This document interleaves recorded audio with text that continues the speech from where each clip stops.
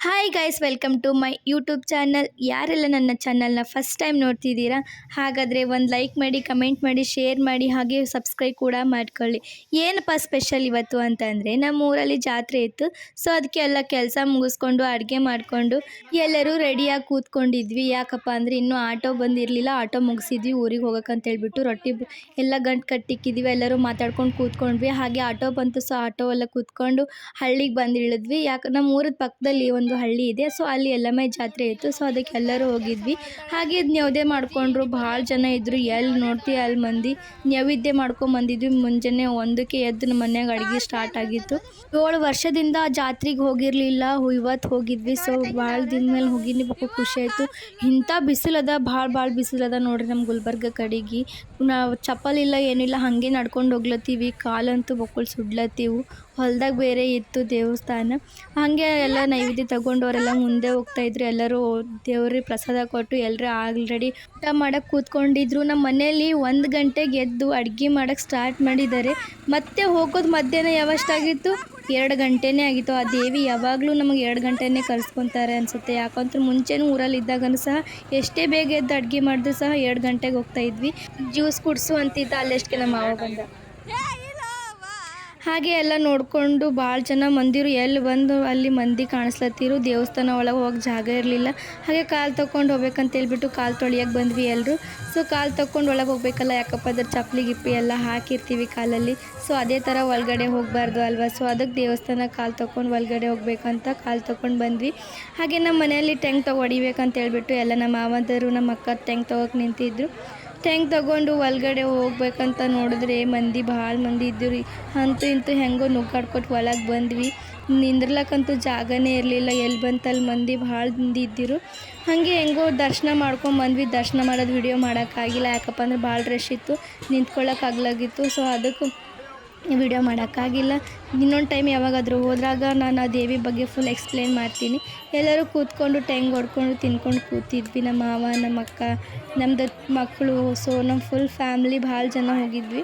ಸ್ವಲ್ಪ ತಲ್ಲೇ ಜಾಗ ಮಾಡ್ಕೊಂಡು ಕೂತ್ಕೊಂಡು ಸ್ವಲ್ಪ ರೆಸ್ಟ್ ಮಾಡಿ ದೇವಿಗೆ ನೆನೆಸ್ಕೊಂಡು ಫೋಟೋ ತೆಕ್ಕೊಂಡು ಸ್ವಲ್ಪ ಕೂತ್ಕೊಂಡ್ವಿ. ಸ್ವಲ್ಪ ಒಳಗಡೆ ಬಂದಿದ್ವಿ ಅಂತ ನಮ್ಮ ತಂಗಿಯಮ್ಮರೆಲ್ಲ ಆಟ ಆಡ್ತಾಯಿದ್ರು. ನಮ್ಮ ತಂಗಿಯಮ್ಮ ನೋಡಿ ಎಷ್ಟು ಕ್ಯೂಟಾಗಿ ಕಾಣಿಸ್ತಾ ಇದ್ಲೆ. ನಮ್ಮ ಮದ್ದಪ್ಪ ನೋಡಿ ಎಷ್ಟು ಕೆಟ್ಟ ಚಾವ್ ಮಾಡ್ತಾ ಇದ್ದಾನೆ. ಚಾವ್ ಬಿರಿಯಾನಿ ಅಂತ ಅವನು ಭಾಳ ಕಿಟ್ಲೆ ಮಾಡ್ತಾನೆ. ನಮ್ಮ ಮಾಮ ನೋಡಿ ಯಾವ ಥರ ಮಾಡ್ತಾ ಇದ್ದಾನೆ. ಹಾಗೆ ಹೊರಗೆ ಬರಬೇಕು ಅಂತ ನೋಡ್ತಾ ಇದ್ವಿ. ಟೆಂಗ್ ಎಲ್ಲ ಹೊಡ್ಕೊಂಡು ಕೂತ್ಕೊಂಡು ರೆಸ್ಟ್ ಮಾಡಿ ಎಲ್ಲ ಆರಾಮಾಗಿ ಊಟ ಮಾಡಬೇಕಲ್ಲ, ಜಾಗ ಎಲ್ಲೂ ಇರಲಿಲ್ಲ. ಸೊ ಊಟ ಮಾಡ್ಬೇಕಂತ ಹೇಳ್ಬಿಟ್ಟು ಅದಕ್ಕೂ ನಮ್ಮ ಹೊಲಕ್ಕೆ ಹೋಗಿ ಊಟ ಮಾಡಿದ್ರೆ ಆಯ್ತು ಅಂತ ಹೇಳ್ಬಿಟ್ಟು ಹೊರಗೆ ಬಂದ್ವಿ. ಎಲ್ಲ ಕಡೆಗೆ ನೋಡ್ತೀವಿ ಮಂದಿ. ನಂಗಂತೂ ಮಂದಿ ನೋಡಿ ಚಕ್ಕರೆ ಬಂದುಬಿಟ್ಟಿತ್ತು. ಭಾಳ ದಿನ ಮೇಲೆ ಬಿಸ್ಲಾಗ ಹೋಗೀನಿ. ನಂಗೆ ಬಿಸ್ಲಾಗ ನಿಂದಿರ್ಲಕ್ಕೆ ಆಗಲ್ಲಾಗಿತ್ತು. ಯಾಕಪ್ಪ ಅಂದ್ರೆ ಇಲ್ಲಿ ಗುಲ್ಬರ್ಗ ಒಳಗಿದ್ದಾಗ ನಾನು ಜಾಸ್ತಿ ಬಿಸ್ಲಾಗ ಓಡಾಡಲ್ಲ, ಏನೂ ಇಲ್ಲ. ಸೊ ಇವಾಗ ಅಲ್ಲಿ ಸಡನ್ಲಿಯಾಗಿ ಬಿಸ್ಲಾಗ ಹೋಗಂದ್ರೆ ಭಾಳ ಇದು ಆಗ್ತದೆ. ಆದ್ರೂ ಹೆಂಗೋ ಹೋಗಿದ್ವಿ. ಪ್ರಸಾದ ಕೊಡ್ತಾಯಿದ್ರು. ಪ್ರಸಾದ ತಿನ್ಕೊಂಡಿಲ್ಲ, ಯಾಕಂದ್ರೆ ನಾವೇ ಅಡುಗೆ ಮಾಡಿದ್ವಿ. ಸೊ ಅದಕ್ಕೆ ನಾವೇ ನಮ್ಮ ಹೊಲಕ್ಕೆ ಹೋಗಿ ಊಟ ಮಾಡಬೇಕು ಅಂತ ಅಂದ್ಕೊಂಡು ಹೊಲಕ್ಕೆ ಹೋಗ್ಬೇಕಂತ ಹೇಳ್ಬಿಟ್ಟು ರೆಡಿಯಾಗಿದ್ವಿ ಎಲ್ಲರೂ.